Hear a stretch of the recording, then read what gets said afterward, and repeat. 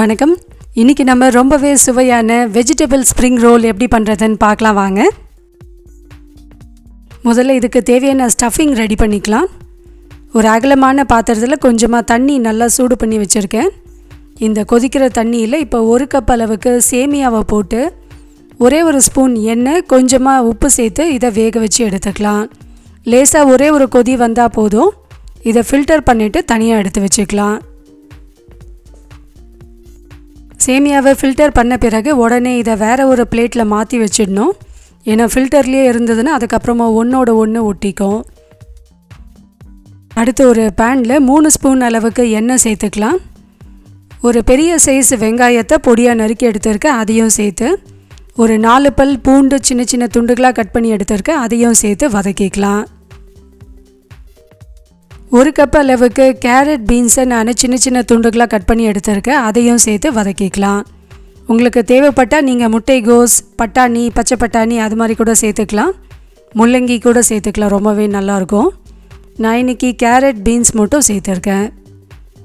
வெங்காயம், பூண்டு, இந்த கேரட் பீன்ஸ் எல்லாம் சேர்த்து நல்லா வதங்கட்டும். இந்த ஸ்டஃபிங்க்கு தேவையான சால்ட்டு சேர்த்துக்கலாம். உப்பு சேர்த்து நல்லா கலந்து விட்டுட்டு 1/4 கிளாஸ் அளவுக்கு தண்ணி சேர்த்து மூடி போட்டு இதை லேசாக வேக வச்சு எடுத்துக்கலாம். ரொம்ப வேகணுன்ட்டு அவசியம் இல்லை, கொஞ்சம் ஓரளவுக்கு வெந்தால் சரியாக இருக்கும்.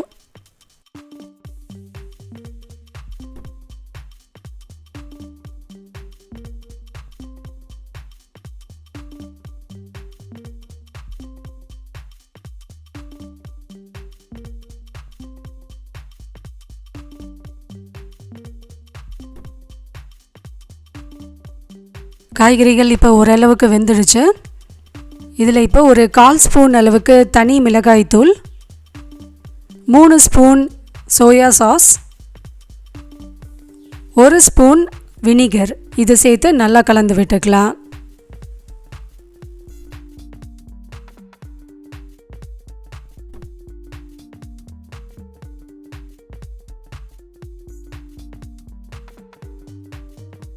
கடைசியாக இதில் நம்ம வேக வச்சு எடுத்துருக்க அந்த சேமியாவையும் சேர்த்து நல்லா கலந்து விட்டுட்டோன்னா ஸ்டஃபிங் ரெடி ஆகிடும்.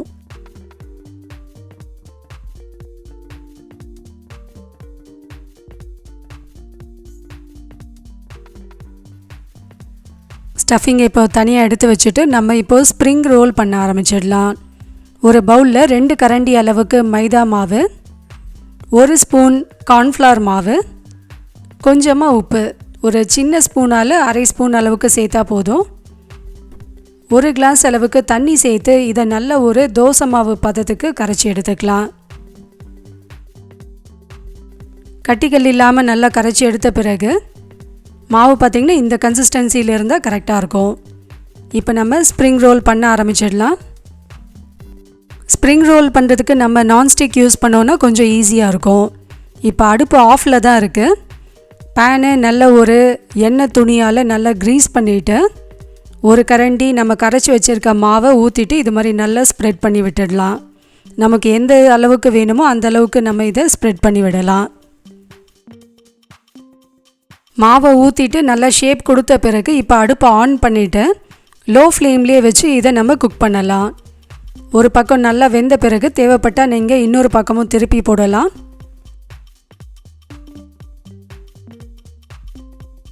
இப்போது நம்மளோட ஸ்ப்ரிங் ரோல் ஷீட் ரெடி ஆகிடுச்சு.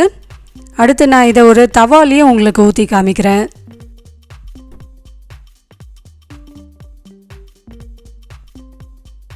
இப்போ இந்த நான்ஸ்டிக் தவாவில் 1 ஸ்பூன் எண்ணெய் விட்டு நல்லா க்ரீஸ் பண்ணி எடுத்திருக்கேன். இப்போ அடுப்பு ஆஃபில் தான் இருக்குது. நம்ம கரைச்சி வச்சுருக்க மாவை ஒரு கரண்டி ஊற்றிட்டு இப்போ இதை நமக்கு தேவையான அளவுகளில் இதை நல்லா ஷேப் பண்ணி கொடுத்துக்கலாம். நம்ம ஆப்பம்லாம் ஊற்றும் போது எப்படி பண்ணுவோமோ அதே மாதிரி தவாவை நல்லா இது மாதிரி திருப்பி திருப்பி ஒரு ஷேப் கொடுத்துக்கலாம். அடுப்பு ஆஃபில் இருக்கிறதுனால தான் நமக்கு இது மாதிரி பண்ண வரும். அடுப்பு ஆன்லேயே இருக்கும்போது நீங்கள் மாவு ஊற்றினீங்கன்னா உங்களுக்கு தோசை மாதிரி மாறிடும். அதுக்கப்புறமா ஸ்ப்ரிங் ரோல் ஷீட் சரியாக வராது. லோ ஃப்ளேம்லேயே ஒரு 2-3 நிமிஷம் அது மாதிரி வச்சு குக் பண்ணிவிட்டு லேசாக இதை திருப்பி போட்டுக்கலாம். மைதா மாவுன்றதுனால கொஞ்சம் ஸ்டிக்கியாக தான் இருக்கும். அதனால தான் நான் உங்களுக்கு ப்ராக்டிக்கல் டிஃபிகல்ட்டிஸ் என்னவாக இருக்குன்றதை காமிக்கிறதுக்காக தான் இது மாதிரி காமிச்சிருக்கேன். இப்போ நம்ம திருப்பி போட்டு சப்போஸ் இது சரியான ஷேப்பில் வரலன்னா கூட இதை மெதுவாக இது மாதிரி ஹேண்டில் பண்ணால் கரெக்டாக வந்துடும். சப்போஸ் இது சூடாக இருக்கும்போது ரொம்ப ஒட்டிகிட்ருக்கு வரலை அப்படின்னா கூட ஒன்றும் பிரச்சனை இல்லை. இப்போ இதை தனியாக எடுத்து ஒரு பிளேட்டில் வச்சுட்டு லேசாக ஆறின பிறகு நம்ம பிரித்து விட்டோன்னா சரியாக வந்துடும். இந்த டிஷ்ஷோட மெயின் ஹீரோவே பார்த்திங்கன்னா இந்த ஸ்ப்ரிங் ரோல் ஷீட் தான். நம்ம ஸ்ப்ரிங் ரோல் ஷீட் சரியாக பண்ணிட்டாலே மற்ற ப்ராசஸ்லாம் ரொம்பவே ஈஸியாக பண்ணிடலாம். ப்ராக்டிக்கலாக என்ன டிஃபிகல்ட்டி வருன்றதுக்காக தான் நான் உங்களுக்கு இது மாதிரி காமிச்சிருக்கேன். அதனால் இது மாதிரி ஒட்டிட்டா கூட உங்களுக்கு பிரச்சனை இல்லை, எப்படியும் நீங்கள் அதை சரி பண்ணிக்கலாம்.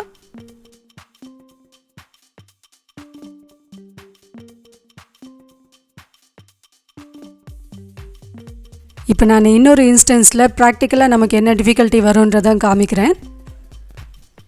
இப்போது அடுப்பு ஆஃபில் தான் இருக்குது. தவாவை ஒரு ஸ்பூன் எண்ணெய் விட்டு நல்லா க்ரீஸ் பண்ணிவிட்டு இதே மாதிரி மாவு ஊற்ற போகிறோம்.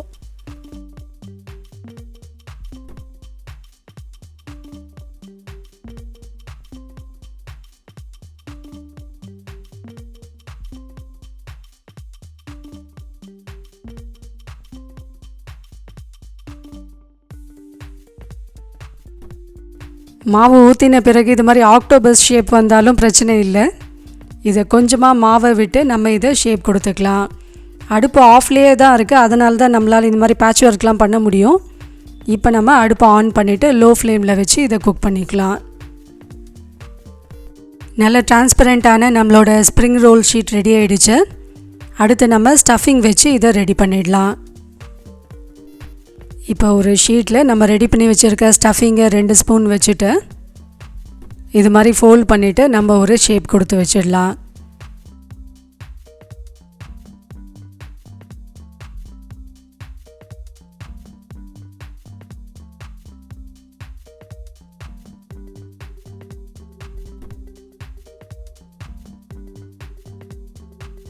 இப்போ இந்த ஷீட்ஸில் கொஞ்சம் மாய்ஸ்சர் இருக்கிறதுனால நமக்கு ரோல் பண்ணுறதுக்கு ஈஸியாக இருக்குது.